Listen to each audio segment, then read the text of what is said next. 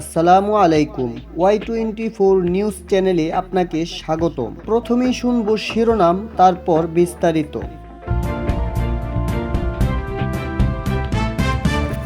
কাশ্মীর সীমান্তে ফের গোলাগুলি, পাকিস্তান ভারতের উত্তেজনা। ভারত পাকিস্তানের উত্তেজনায় দায়িত্বশীল সমাধানের আহ্বান। এতক্ষণ শুনছিলেন শিরোনাম, এখন বিস্তারিত।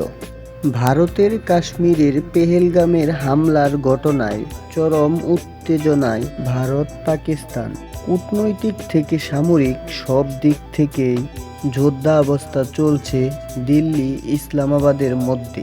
দুই দেশের এমন উত্তেজনাকর পরিস্থিতিতে বাংলাদেশের সঙ্গে সম্পর্ক আরও মসৃণ করতে চায় পাকিস্তান। বাংলাদেশের অন্তর্বর্তী সরকারের উদ্দেশ্যে সেই বার্তাই দিয়েছেন প্রতিরক্ষা মন্ত্রী খাজা মোহাম্মদ আসিফ। সাম্প্রতিক সময়ে বাংলাদেশের সঙ্গে ভারতেরও সম্পর্কে টান রয়েছে।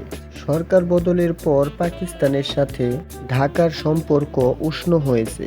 ভারতের সাথে বর্তমান টানাপোড়েনে বাংলাদেশের সাথে সম্পর্ক আরও জোরদার করতে চাইছে পাকিস্তান। অর্থাৎ ভারত পাকিস্তানের কূটনৈতিক সম্পর্কে অবনতি এবং উদ্ভূত উত্তেজনার পরিস্থিতিতে বাংলাদেশের সাথে সম্পর্ককে আরও দৃঢ় করার বার্তা দিয়েছে ইসলামাবাদ। গেল শুক্রবার ইসলামাবাদে বাংলাদেশ হাইকমিশনে অনুষ্ঠানে উপস্থিত ছিলেন পাকিস্তানের প্রতিরক্ষা মন্ত্রী আসিফ।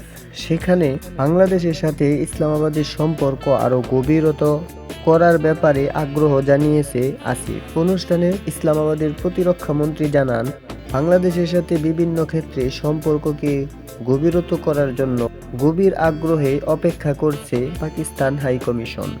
অর্থনৈতিক, রাজনৈতিক এবং সাংস্কৃতিক ক্ষেত্রে সম্পর্ককে আরও উন্নত করতে ঢাকা এবং ইসলামাবাদ আন্তরিকভাবে উদ্যোগী হয়েছে বলেও জানান তিনি। এ সময় বাংলাদেশের অন্তর্বর্তী সরকার এবং সাধারণ মানুষকে শুভেচ্ছা জানান পাকিস্তানের প্রতিরক্ষা মন্ত্রী মোহাম্মদ আসিফ।